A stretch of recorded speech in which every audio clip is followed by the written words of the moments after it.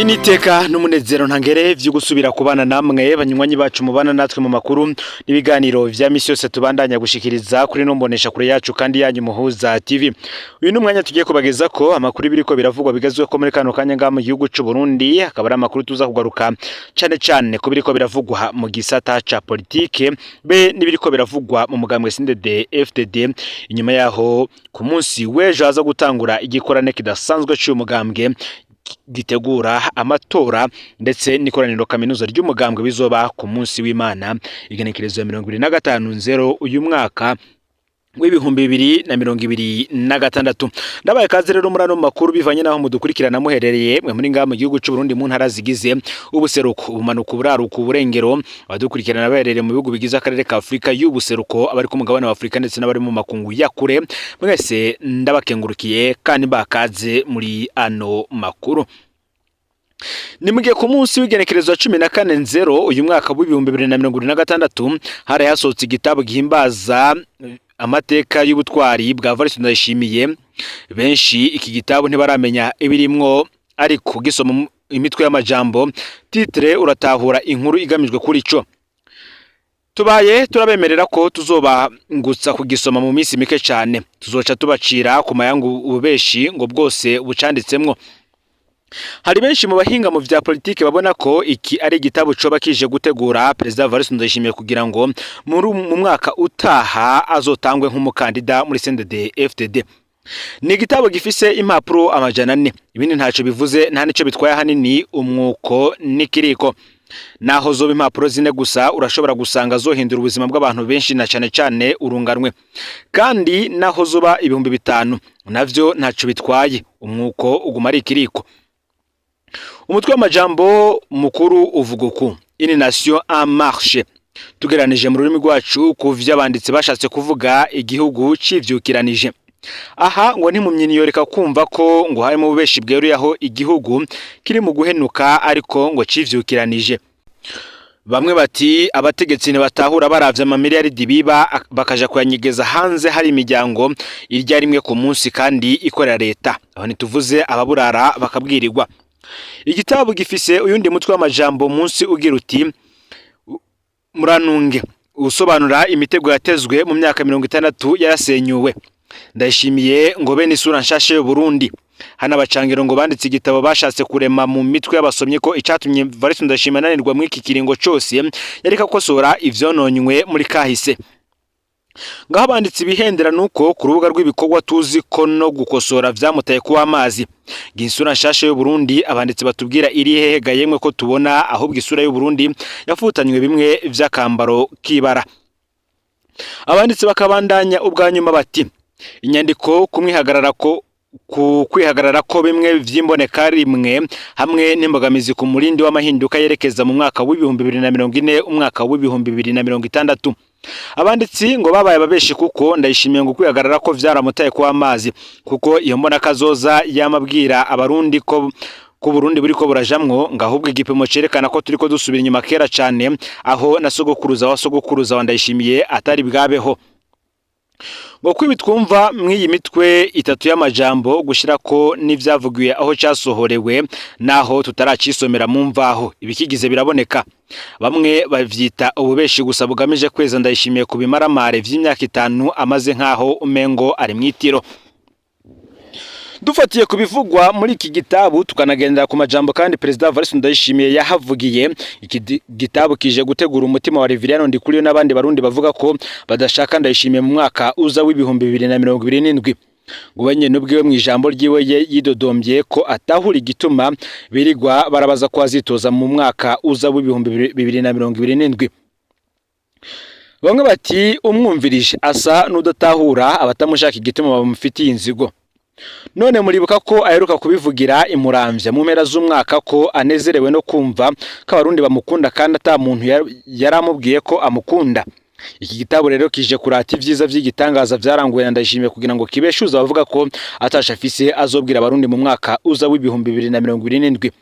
Ukumbure nitwagisoma tuzoraba iyo mitego y'imyaka 60 yateguye, ndazi tuzohumvira vyinshi bitandukanye.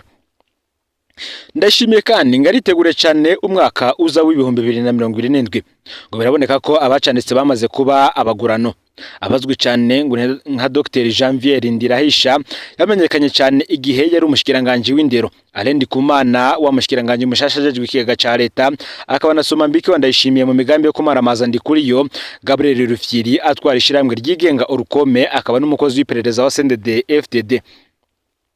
Iruhande yabo banditsi bagurano ngo harabonetse kandi windi mutama benshi bahora bubaha ariwe Sylvestre Ntibantunganya yashimagije ubutwari bwa Ndayishimiye afatiye ku myaka myinshi Ndayishimiye atwaye igihugu afise. Ntibantunganya yumvikanye avuga amajambo benshi batari bamuzi ko Uburundi buhiriwe kuko bufise umukuru w'igihugu ahumuye, akerekana ko mu vyazingamitse igihugu ari uko muri kahise igihugu catwawe n'abana nkuko tugiye kubigarukako. Benshi mu bahinga mu vya politike twabashije kuyaga inyuma y'iki gitabo gishiriwe ahabona bagiye baratangaza vyinshi bitandukanye. Ngabatwaye imbere Ndayishimiye bose bari imicuko, niko umwe mu bahinga mu vya politike yavuze. Ntibantunganya ico gihe yasoya amajambo bamwe bita kateye isoni kumva ko umuntu ngo yahoze aramutswe igihugu. Ico gihe ngo yarakuye agahuza abarongoye igihugu imbere Ndayishimiye ko bagitaye mu manga kubera bari imicuko. Ibi Ntibantunganya yabivugiye ahari kwasohorerwa igitabo kivyina ibinyoma ku butwari bwa Ndayishimiye. Amajambo ya Ntibantunganya ngo yaje ricemeza neza ko yamaze kugurwa amafaranga nawe na Ndayishimiye.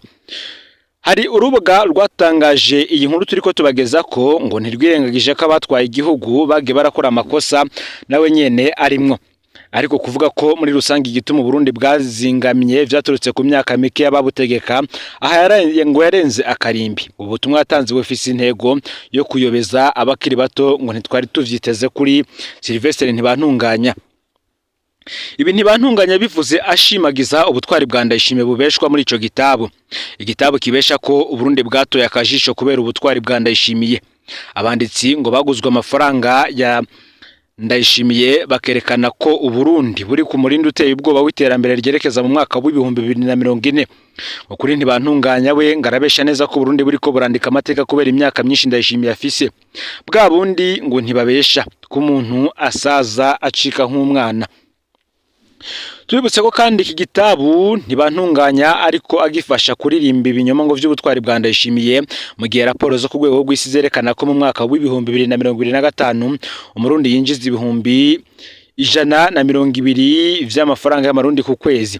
Banki y'isi FMI ikerekana ko muri uyu mwaka mu mwaka uheze w'ibihumbi 2025 Urundi buza mu bihugu bine vya nyuma vy'ubutunzi. Inyuma y'Uburundi haza Yemen, Afghanistan na Sudani y'Epfo. FMI gatomura ko umurundi ku giti ciwe yinjiza amadolari 486 ku mwaka, no kuvuga amadolari 40.5 ku kwezi, avunjwa 120 muri BRB.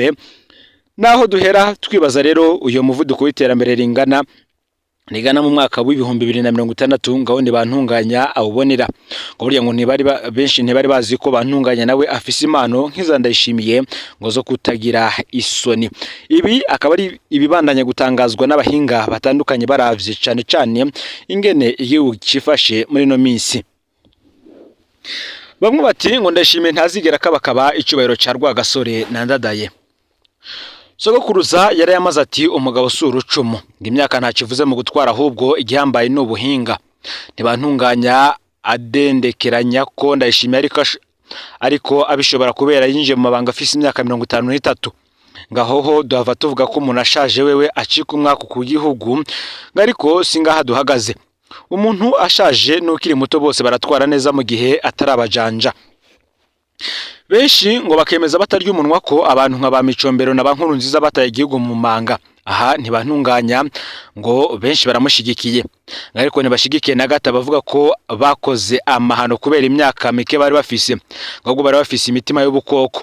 Ndayishimiye ngo ivyamutaye ko amazi ntituvyagiriza imyaka yiwe, ngikosa afise ntavyashoboye.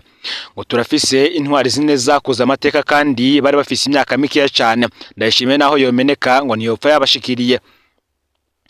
Uza ubwa mbere ni Rwagasore yaduhaburije intaye yo kwikukira ku myaka 29, mu gihe Ndayishimiye we ku myaka 53 kimuraje ishinga ari ukugurisha abasuda bacu muri Kongo bakambikwa idarapo rya Kongo bagasangukira ku misozi imibiri yabo ikaribwa n'inyoni.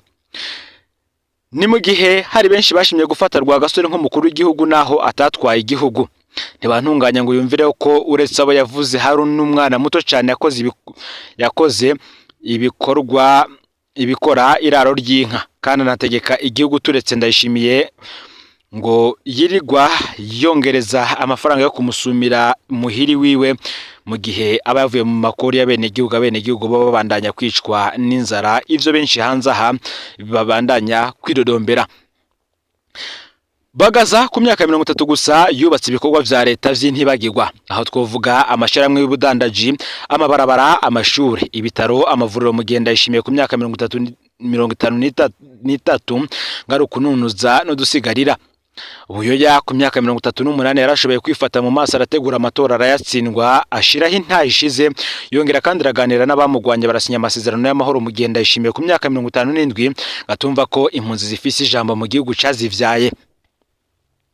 Melchior Ndadaye yatsinze amatora ku myaka 40, ati ivyo mugengo Ndayishimiye ku myaka 57 ategura amatora, agategura n'imbona kure zitorera abenegihugu. Ngivyo sebuje abazo rero yifuza banje kwankira kwitoza uwo yikeka ko abarundi bifuza.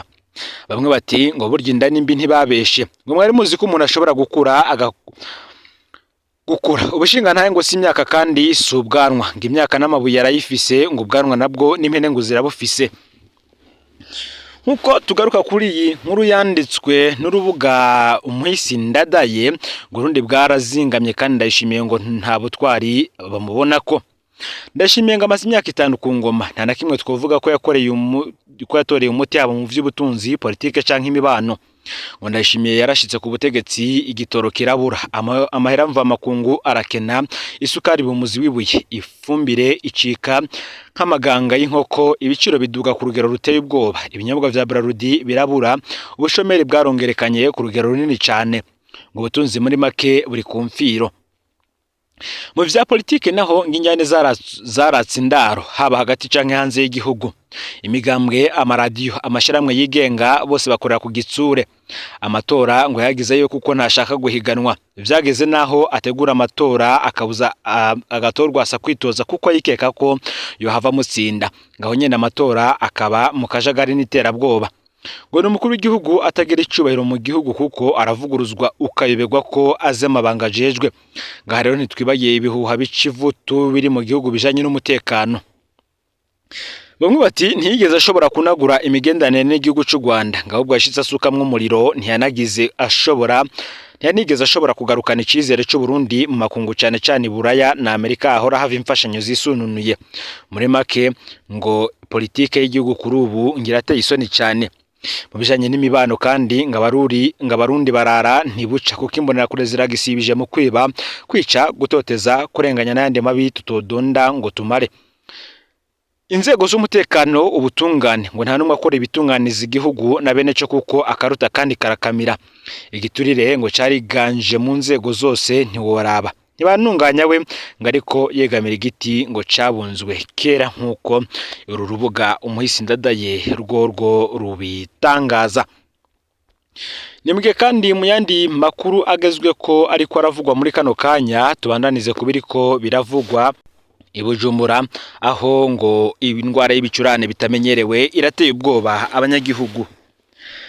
Nkuko tubikesha ikimenyesha makuru SOS Media Burundi, ngo araheze hafu kwezi indwara ifise ibimenyetso bitamenyerewe irikira kwiragira mu makaritsiye menshi y'igisagara ca Bujumbura, bigatera ubwoba n'ibibazo mu banyagihugu. Ugushuha, inkorora, ibicurane, komene ku mutwe n'imitsi biravugwa cyane, bikibutsa bamwe ibimenyetso vyabonetse mu gihe cikiza ca COVID-19. Kubw'intahe SOS Media Burundi yaronse iyo ngwara ifata imice yose y'abanyagihugu idatandukanije imyaka. Mu ngo nyinshi imiryango yose usanga iri mu bitaro, bikaboneka ko iyo ndwara ishobora kuba yandukira cyane. Ingaruka zayo rero zatanguye kwibonekeza mu buzima bwa misi yose. Amashure menshi akaba bandanya kuvuga ko hari abanyeshuri badatonda ku ishuri mu gihe ibikorwa bimwe bimwe vya leta n'abigenga bikorwa vyikwega. Mu gihe rero benshi mu bagwayi bibaza ko ari malaria, abagwayi benshi baraja kwivuza mu mavuriro ariko ibipimo bikerekana ko ata malaria bagwaye. Serugo SOS Media Burundi yamusanze mu nzu arandarizamwe imiti ku mugwa mukuru, yagize ati ngo umuganga amaze kubona ko ibipimo byose vyerekana ko nta ngwara malaria, acanyandikira imiti isa yakoreshwa mu gihe cya COVID-19. Kuri iyo ngorane abantu benshi barivura bonyene atamuganga bagishije inama, ico benshi babona ko giteye amakenga. Ku ruhande rw'abajejwe amagara y'abantu baremeza ko hagiye haraboneka kwiyongera ko abantu bagwaye ibicurane inkorora mu bice bitandukanye vy'igihugu.